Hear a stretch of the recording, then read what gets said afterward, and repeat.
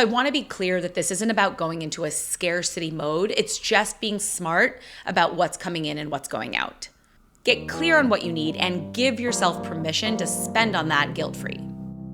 Who the f am I to tell you what to do with your money? My name is Priya Malani, currently managing millions of hardworking dollars. Enough foreplay. Let's talk Money. Welcome to the F word. Smart money. No bull. Hey guys, Priya here. Welcome back to the F word. Today I'm talking about what to do if you get laid off or you suspect it might be coming. If you're navigating a layoff right now or just want to be better prepared for whatever comes next, know this. This situation does not define you. If you've recently heard words like company restructure, budget realignment, or we're going in a different direction, you're not alone. We've seen a wave of layoffs across tech, finance, media, industries filled with high-achieving professionals who never expected to be in this position. And if you're feeling a mix of panic, shame, or what the fuck do I do now, this episode's for you. I'm going to talk about what to do immediately, how to stabilize your finances, and how to use this moment, yes, even this moment, to financially reset. Let's get into it. So, and I am not a therapist, but this feels like something they would say. Start by taking a breath. Just pause before you do anything. Definitely before you panic. Do not panic. Okay, that's not helpful. But the pause is about pausing to take inventory, to evaluate what you do have going for you. Because so many times we miss what's right in front of us. So unless you take a second to just pause and take a look at what's going on around you, you won't be able to make the best choice. That can be reaching out to your network and having contacts that could be valuable towards your next step. It could be understanding what your financial inventory looks like. Where can you pull from to stabilize this period in time, because that's what it is. And maybe, just maybe, I was actually just talking to somebody who said this, you already have runway that allows you the freedom and more time than you even dreamed of to play offense instead of defense. So do not scramble, do not make decisions from a place of fear.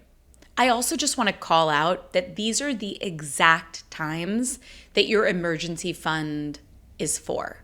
I cannot tell you how many times, even clients who we walk through this will be hesitant to touch their emergency fund because it's almost as if they think of that as a backup to the backup. No, this is your backup. Your emergency fund is exactly for life's curveballs, and a temporary moment when you're out of work and not receiving income is exactly that. Okay, so there are a couple things that I want you to do strategically before you actually sever ties completely with your employer. The first thing you need to do is you need to ask about severance. They may not bring it up, but you should ask. You also need to know whether or not your health insurance will be covered temporarily, usually, partially, fully. So get that information. That's really going to be helpful as far as what your next steps may look like. Okay, the next thing you're going to do is you're going to file for unemployment. Even if you have savings, even if you have runway, you should file for unemployment. That's the safety net you earned by working.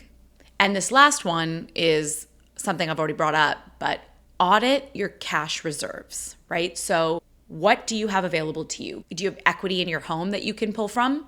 Obviously, your emergency fund, that's your first line of defense. We've talked about this. Know how many months worth of living expenses you have on hand so you don't have to rush. If you end up with, oh, wow, look, between everything that I've done so far, I have about 6 months worth of my reserves built up. Cool. You don't have to jump into the first job you get immediately. You have some time. You've bought yourself some time, and that is a beautiful thing. The next thing I encourage you to do is audit your expenses. When we're receiving income, we're not thinking too hard about day-to-day lifestyle, but when you're in a situation where you don't know when your next paycheck is coming in, you want to take a look at, okay, what's going out? Now that nothing's coming in, where can I cut back? There will always be a few spots you can cut back. Probably not everything, especially if you have more complex situation, maybe someone dependent on your income, kids, significant other, whatever that looks like for you. So if you have high fixed expenses, it's even more imperative to cut where you can. And this should be a joint effort if you're a dual income household. This shouldn't just be on you. You guys need to come together and you should see what can we cut back on until we're back in a dual income situation. I hope I don't need to say that. I hope you guys are working as a team, but that's another conversation for another day. Now, just because your income is paused doesn't mean your entire lifestyle needs to be paused as well. So you can still have fun, especially if you have built up those reserves. So step 1, ask about your benefits and what your employer is willing to do. Step 2, audit your cash reserves and understand how many months you've bought yourself. And step 3, audit your expenses so that you're super clear on what can be cut to extend your runway. Okay, next up, stabilize your spending. So if you don't already know your magic number, go back to one of my previous episodes where I walk you through how to get your magic number, which is the lifestyle you can actually afford. So if you don't know your magic number, this is the time to get one. The easiest way to back into your magic number is to use reverse budgeting. With reverse budgeting, you want to add up your fixed expenses. These are the things that you can't turn off very easily. Income has shifted, but this stuff still has to get paid, right? Your bills, your utilities, your cell phone, gas, groceries. So add up your fixed expenses and know what that number is. The next component of your magic number is your negotiable goals and savings. So realistically, you're probably going to temporarily pause these. These are things like saving for a trip next year, saving up for any of your other sub-savings that you might be doing, whether it's short-term goals or things that are happening throughout the year. Pause that, and that will help update your magic number to reflect your new situation, which is that you no longer have a paycheck coming in. So fixed expenses, locked and loaded. What is that goal number that you've been saving and putting money away? We're going to pause that. And then what you're left with is your spending cushion. So after you audit your expenses, you actually might be left with more than you think, and you might have bought yourself a couple extra days, weeks, or even months of runway. We're going to talk a lot more about mindset in another episode because money mindset totally impacts your ability to achieve your financial goals. But I want to be clear that this isn't about going into a scarcity mode. It's just being smart about what's coming in and what's going out. Get clear on what you need and give yourself permission to spend on that guilt-free. Again, revisit any subscriptions, things that you've set it and forget it. I'm not saying cut down to rice and beans, but you do want to plug any unnecessary holes in your bucket. Sometimes things are leaking out and you don't even realize it. That happens all the time. I'll find something and I'm like, oh my God, I didn't know this automation was still turned on. Like, I'm not even using that. I just canceled my Pure Barre membership because, let's be honest, I was not going. I go to the gym in my building. And I was still spending money. Now, if fitness is part of your personal wellness, I'm not saying cut it off, but cut off things that you're not using. Okay, now it's time to plan and prepare for your next step with intentionality, right? Because you're so clear on your new situation and how much time you have before you have to make that next move. This is actually the fun part because this is where you get to pause and reflect, right? Like you get to take a second and reevaluate where you want to take your career, what the job market looks like. Is this time to push yourself into a new position that maybe you were struggling with a little imposter syndrome and didn't feel like you were ready for? Now might be the time. And don't worry about the layoff playing into your story. There's a million ways to spin that. And it wasn't your fault. So if anything, this new employer is so lucky to have picked up a resource that was otherwise obligated. So here are a few questions that you can ask yourself. Do I want to pivot industries? Did I actually like what I was doing? What would make this next chapter feel like the upgrade that you're ready for? Might take a little meditation. You might need to sit with yourself on this one, but this is the perfect time to reevaluate and reposition yourself, not only for career satisfaction, but frankly, for financial stability and growth opportunity as well. When our client Vanessa was laid off through a company reorg, she did the most incredible thing. She had a 6-month runway, her first line of defense, and she used the time and the money to actually spin up her consulting business. Now she's making way more money than she was making corporate. She's her own boss, and she's completely changed the trajectory of her financial opportunity. It was actually really incredible to watch. But like Vanessa, we've worked with lots of high achieving 30-somethings who use this exact situation, who used their layoff as the push they needed to freelance, launch something new, find a role that actually aligns with their lifestyle. Maybe even change cities. The world is your oyster, and you need to look at it from a more optimistic perspective. You're a badass. Act like it.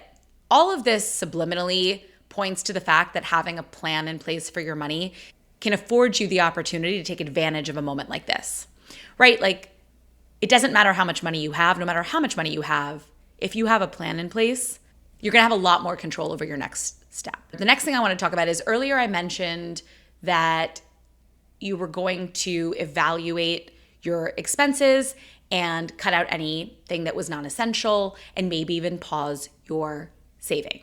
So I want to talk about that for another second because it's a little bit more nuanced than that. I definitely don't want you to stop everything until you've evaluated it. So don't abandon your plan completely. You might just need to adjust it. If you've had a plan in place and you've built yourself a runway, then going cold turkey on your mid and long-term goals may not need to happen. You might need to adjust your savings numbers, but you should take inventory and take the time to make that a decision, not just a default. Getting laid off doesn't mean you need to get off track. And in fact, if you use this opportunity like we're talking about to reposition yourself for even more upside, then not only are you not off track, but you've actually put yourself on a new and more powerful course. So reassess, reroute. When we have clients in this situation, here are the 3 things that we do. Short-term savings gets activated, right? Like that's your emergency fund, your first line of defense. Long-term goals that are not retirement get recalibrated. So temporarily, those numbers might shift a little bit. It's just temporary. You will play catch up. And finally, investments stay invested unless absolutely necessary. So I keep saying first line of defense, your emergency fund. So what's your second line of defense? Your investment account is your second line of defense, not your retirement account. That's beyond because there are penalties and tax consequences to touching that money. But if you have an account that you're saving up for down the road, that is your second line of defense. And you don't usually want to touch that in a panic, right? One of the biggest mistakes that I saw really, really rich people make when I was working on Wall Street was not having a cash cushion, was not having an emergency fund. Because if shit hit the fan or curveball was thrown their way, they would have to go after their investment account for liquidity. And you never want to take money out of the market haphazardly. So what the emergency fund being your first line of defense really does for you is it gives you time to methodically move money out of your second line of defense, that investment account. Make sense? Again, you shouldn't touch your investment account unless it's absolutely necessary. Don't panic sell your portfolio. Think of it as your last resort. It's there if you need it, but you have a plan in place and you've done other things to equip yourself to not have to mess with that strategy. Above all, going back to the very first thing we talked about, stay strategic, right? Look at the numbers, tweak the plan, and move forward strategically, not emotionally. Sometimes I feel like the financial world makes it seem like you have to be perfect all the time. Like people who are financially savvy are just somehow magically all put together. Yeah, no, that's BS. What actually matters is how you recover and reset.